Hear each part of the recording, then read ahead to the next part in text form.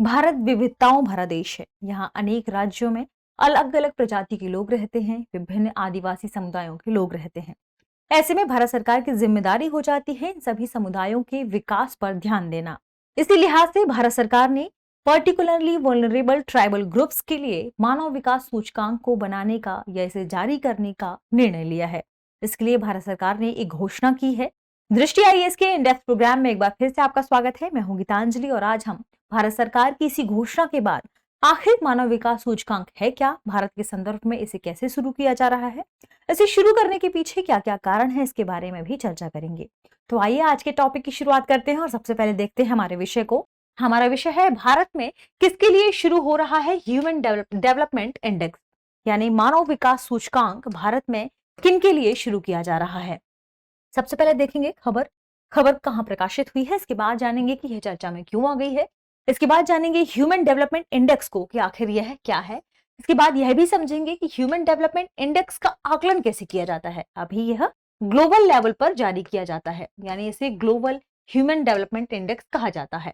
और इसी की तर्ज पर भारत सरकार ने भी ह्यूमन डेवलपमेंट इंडेक्स को शुरू करने की बात कही है, लेकिन एक पर्टिकुलरली ट्राइबल ग्रुप्स के लिए, पर्टिकुलरली वल्नरेबल ट्राइबल ग्रुप्स के लिए इसके शुरू करने की भारत सरकार ने बात कही है।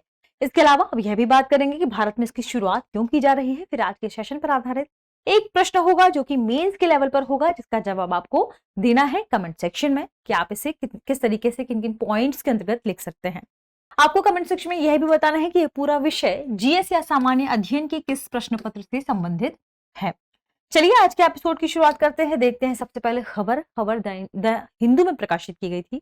खबर क्या है? खबर है centre looking to design human development index for 28 lakh particularly vulnerable tribal groups, यानी भारत सरकार लगभग जो हमारे 28 lakh particularly vulnerable tribal groups हैं उनके लिए ह्यूमन डेवलपमेंट इंडेक्स की शुरुआत करने जा रही है। तो आज हम इसी के इर्द गिर्द पूरा विषय शामिल करेंगे। सबसे पहले चर्चा में क्यों आ गई है, तो अभी हाल ही में जनजातीय मामलों के मंत्री हैं, उन्होंने ये बात कही है कि केंद्र सरकार पर्टिकुलरली वल्नरेबल ट्राइबल ग्रुप्स के लिए एक इंडेक्स को शुरू करने जा रही है। यह इंडेक्स है ह्यूमन डेवलपमेंट इंडेक्स। और इसमें क्या कहा जा रहा है? इसमें कहा जा रहा है कि इसमें देश भर के विशेष रूप से कमजोर आदिवासी समूहों के लगभग 28 लाख लोगों को शामिल किया जाएगा। सबसे पहले इसके अंतर्गत एक सर्वेक्षण किया जाएगा और सर्वेक्षण के बाद ही जो मुद्दे, जो बिंदु निकलकर सामने आएंगे, उन्हीं आधार पर इसका आकलन किया जाएगा कि जो पर्टिकुलरली ट्राइबल ग्रुप्स हैं वे अपने विकास में कितना कारगर रहे हैं, भारत सरकार की जो नीतियां हैं उन्हें विकास करने के लिए कितनी मददगार रही हैं, भारत सरकार की नीतियां उन तक कितना पहुंची हैं। इसी संदर्भ में इस इंडेक्स को शुरू करने की बात भारत सरकार ने कही है। अब तक का यह ऐसा पहला प्रयास होगा और यह पहला क्या होगा, इंडेक्स होगा जो ह्यूमन के लेवल पर और पूरे भारत की यदि हम बात करें तो एक पर्टिकुलर ग्रुप के लिए शुरू किया जा रहा है। इससे ग्रामीण स्तर पर इनका एक डेटाबेस तैयार किया जाएगा, यानी पर्टिकुलरली वल्नरेबल ट्राइबल ग्रुप्स के लिए एक पर्टिकुलर डेटाबेस तैयार किया जाएगा और उसी आधार पर फिर आगे सभी जो मॉनिटरिंग होगी गवर्नमेंट पॉलिसीज की वो की जाएगी। ये तो हमने देखा ये चर्चा में क्यों है। अब हम जानते हैं कि आखिर क्योंकि पूरा मुद्दा किससे संबंधित है, ह्यूमन डेवलपमेंट इंडेक्स से, मानव विकास सूचकांक से। तो अब हम यह भी जानते हैं कि आखिर मानव विकास सूचकांक है क्या, जिसकी तर्ज पर भारत सरकार यह कदम उठाने जा रही है। बात करें हम ह्यूमन डेवलपमेंट इंडेक्स या मानव विकास सूचकांक की, तो इसके बारे में सबसे पहले एक पाकिस्तानी अर्थशास्त्री महबूब उल हक ने बताया था। उन्होंने ही वर्ष 1990 में सबसे पहले इसको शुरू करने की बात कही थी और इसे शुरू किया गया था। यदि बात करें कि उनके साथ और कौन कौन शामिल थे, तो दुनिया भर के कई अर्थशास्त्रियों का एक ग्रुप बना था और उन्होंने इस इंडेक्स को सुझाया था। यानी जो पाकिस्तानी अर्थशास्त्री थे उन्होंने कहा कि हमें ह्यूमन डेवलपमेंट इंडेक्स की जो हम बात कर रहे हैं इसे आय से स्थानांतरित करके मानव के विकास पर ध्यान देने की जरूरत है। मानव के विकास की बिंदु, मानव की शिक्षा, मानव की जीवन प्रत्याशा, इस पर केंद्रित करना चाहिए, ना कि केवल इस पर कि एक देश की आय कितनी है, औसत आय कितनी है, प्रति व्यक्ति आय कितनी है। इसी लिहाज से इस इंडेक्स को शुरू करने की बात कही गई थी। अब यदि हम बात करें ह्यूमन डेवलपमेंट इंडेक्स के बारे में, दरअसल यह इंडेक्स आर्थिक विकास के विभिन्न देशों के स्तरों को मापने के लिए एक क्या कहा जा सकता है, एक प्रकार का सूचकांक है और इसके अंतर्गत ही मापन किया जाता है। मानव की विभिन्न गतिविधियां जो कि महत्वपूर्ण है, उसके विकास के लिए उसका मापन किया जाता है इसी के अंतर्गत। वर्ष 1990 से संयुक्त राष्ट्र द्वारा इसे विकसित और संकलित किया जाता रहा है।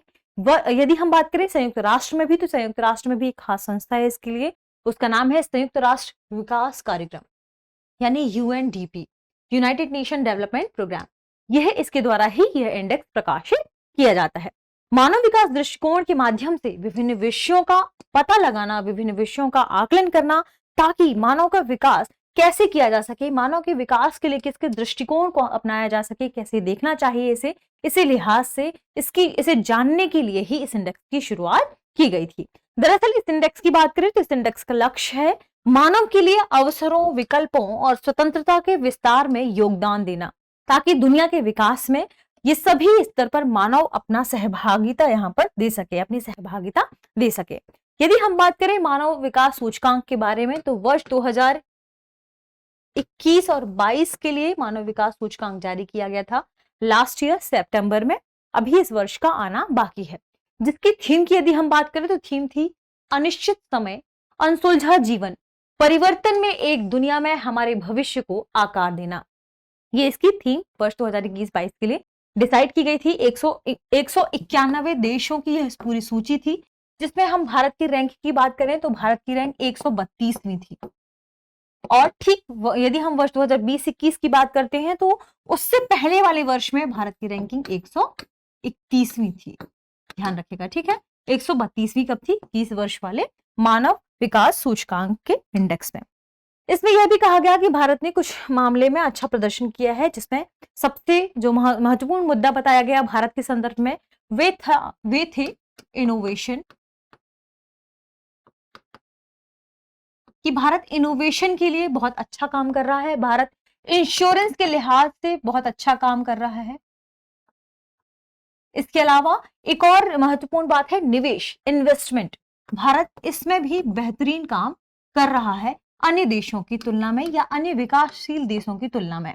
तो इन ट्रिपल आई आप याद रख सकते हैं, ट्रिपल आई में भारत बेहतरीन काम कर रहा है, इनोवेशन, इंश्योरेंस एंड इन्वेस्टमेंट। तो ये 3 चीजें हैं, इसे आप ध्यान रखिएगा भारत के लिहाज से। अब यदि हम बात करें कि इसका आकलन कैसे किया जाता है, तो दरअसल मानव विकास सूचकांक के आकलन के लिए कुछ पैमाने हैं और उन पैमानों के आधार पर, उन संकेतकों के आधार पर ही, उन संकेतकों को ध्यान में रखते हुए मानव में औसत उपलब्धि को मापा जाता है और इसी में मानव की जो औसत उपलब्धि जिसे मापते हैं उसी के आधार पर इस इंडेक्स को तैयार किया जाता है। जिसमें क्या क्या शामिल है? इसमें शामिल है जन्म के समय जीवन प्रत्याशा, जिसे सतत विकास लक्ष्य 3 के अंतर्गत शामिल किया गया है। इसके अलावा स्कूली शिक्षा के अपेक्षित वर्ष, जिसे सतत विकास लक्ष्य के 4.3 लक्ष्य के अंतर्गत शामिल किया गया है। इसके अलावा स्कूली शिक्षा के औसत वर्ष को भी इसमें शामिल किया गया है, जिसे सतत विकास लक्ष्य के 4.4 गोल में शामिल किया गया है। और अंत में है सकल राष्ट्रीय आय, जिसे सतत विकास लक्ष्य के 8.5 गोल में शामिल किया गया है। अब बात करते हैं सतत विकास लक्ष्य क्या है। तो दरअसल हमारे पूरे वैश्विक लेवल पर विकास को संवहनीय तरीके से आने वाली पीढ़ी को भी प्रदान किया जा सके। सभी संसाधनों का हम उपयोग तो कर रहे हैं, लेकिन आने वाली पीढ़ी भी इन संसाधनों का उपयोग कर सके, इस लिहाज से ध्यान में रखते हुए विकास को प्राप्त करना, इसी के अंतर्गत सतत विकास लक्ष्य को शामिल किया गया है, इसे रखा गया है। यानी संसाधनों का हम आज ही पूरी तरीके से दोहन ना कर लें, आने वाली पीढ़ी के लिए भी उन्हें बचा के रखें, सतत तरीके से उनका उपयोग किया जाए, इसके लिए ही सतत विकास लक्ष्य रखे गए हैं। कमेंट सेक्शन में बताइए कि कितने सतत विकास लक्ष्य और वे कौन कौन से हैं। यदि हम बात करें भारत के संदर्भ में, तो दरअसल जीवन प्रत्याशा की बात करें तो वर्ष 2021 में जन्म के समय भारत की जीवन प्रत्याशा 67.2 वर्ष दर्ज की गई थी। ये हम पिछले इंडेक्स के बारे में बात कर रहे हैं। स्कूली शिक्षा के बारे में बात करें तो स्कूली शिक्षा के अपेक्षित वर्ष 11.9 वर्ष है और स्कूली शिक्षा के औसत वर्ष की बात करें तो 6.7 वर्ष है। इसे भी ध्यान रखेगा। अपेक्षित वर्ष यानी हम जितना सोचते हैं कि इतने वर्ष हमें जाना चाहिए या बच्चे को स्कूल जाना चाहिए, और हमारे पास जो औसत वर्ष है मतलब इतना हमें प्राप्त हुआ है, इसके बारे में यह बात कही गई है। इसके अलावा भारत में यदि हम सकल राष्ट्रीय आय की बात करें, क्योंकि इसे भी इसके अंतर्गत शामिल किया गया है, तो प्रति व्यक्ति सकल राष्ट्रीय आय 6590 अमेरिकी डॉलर उस समय भारत में सकल राष्ट्रीय आय थी, जो किसके संदर्भ में, ध्यान रखिएगा, प्रति व्यक्ति के संदर्भ में। लैंगिक असमानता सूचकांक की बात करें तो लैंगिक असमानता सूचकांक में भारत 122वें स्थान पर है। इसे भी आप ध्यान रखिएगा, ये भी एक महत्वपूर्ण तथ्य है। ये तो हमने जाना कि इसका आकलन कैसे किया जाता है। अब हम जानते हैं कि हाल ही में जो घोषणा हुई है भारत के लिहाज से, इसमें इसकी शुरुआत क्यों की जा रही है, इसके पीछे क्या लक्ष्य बताया जा रहा है। दरअसल जब जनजातीय मामलों के मंत्री ने यह घोषणा की तो उन्होंने कहा कि यह पूरी जो योजना है, इसके पीछे जो भी सर्वेक्षण किया जाएगा उसमें वह सर्वेक्षण जनजातीय मामलों के मंत्रालय द्वारा किया जाएगा। ये मुख्य रूप से इसी के अंतर्गत एक घोषणा कही गई है। लेकिन इसे क्यों संचालित किया जा रहा है? दरअसल इस वर्ष के बजट भाषण में हमारी जो वित्त मंत्री हैं निर्मला सीतारमण, उन्होंने ही एक घोषणा की थी, एक योजना की घोषणा की थी, एक मिशन की घोषणा की थी, जिसे कहा जा रहा था प्रधानमंत्री आदिम कमजोर जनजाति समूह, यानी PM primitive vulnerable tribal groups. इनके विकास के लिए एक मिशन की घोषणा की गई थी इस बार के बजट में, और इसमें एक राशि भी आवंटित की गई थी। वह राशि थी 15,000 करोड़ रुपए की। ठीक है, तो 15,000 करोड़ रुपए की इस राशि को खर्च करने के लिए अगले 3 वर्ष में एक पर्टिकुलर ग्रुप के विकास के लिए इस राशि को खर्च करने की बात कही गई थी, और इसी के अंतर्गत ही इस ह्यूमन डेवलपमेंट इंडेक्स को शुरू करने की बात कही जा रही है, ताकि जो पीवी टीजी ग्रुप हैं इनके विकास को ध्यान में रखा जा सके। जिसके अंतर्गत क्या शामिल है, यानी इस चरण के अंतर्गत ही क्या शामिल किया गया था, जो यह राशि घोषित की गई थी इसके अंतर्गत शामिल किया गया था कि सभी 22,544 पीवीटीजी गांवों को संचार, बिजली, सार्वजनिक शिक्षा, स्वास्थ्य देखभाल, जलापूर्ति और कनेक्टिविटी जैसी बुनियादी सरकारी सेवाओं से जोड़ना। इसका मुख्य मकसद यही है ताकि जनजातीय समुदाय अच्छे से, बेहतरीन तरीके से, गर्व के साथ भारत में सभी सुविधाओं के साथ रह सके। यह इसका मुख्य मकसद है। अब यदि हम जाने इसके संदर्भ में ही अन्य तथ्यों के बारे में बात करें तो अभी हमने चर्चा भी की कि ह्यूमन डेवलपमेंट इंडेक्स इसी कार्यक्रम का हिस्सा है, और इसका मुख्य मकसद क्या है कि ऐसे समुदायों को, वल्नरेबल समुदायों को जो ऐसे ग्रुप में हैं, शामिल हैं, उनकी जीवन शैली, उनकी संस्कृति का दस्तावेजीकरण किया जा सके, ताकि भारत के पास एक डेटाबेस उपलब्ध हो उनका सभी का, ताकि उसी हिसाब से फिर हम पॉलिसीज वगैरह बना सके और उन पर ध्यान केंद्रित किया जा सके। इसके अलावा आदिवासी आबादी के बीच बीमारी के प्रसार को रोकने के लिए भी भारत सरकार लगातार कार्य कर रही है। ये तो हमने देखा पूरे विषय को, इस टॉपिक को। अब आइए देखते हैं आज के सेशन पर आधारित हमारा प्रश्न क्या है। प्रश्न के बारे में चर्चा करें तो इससे पहले वर्ष 2016 की मुख्य परीक्षा में यह प्रश्न पूछा गया था, इसलिए इस प्रश्न को शामिल कर लिया गया है। प्रश्न क्या है? लगातार उच्च विकास के बावजूद भारत अभी भी मानव विकास के निम्नतम संकेतकों पर है।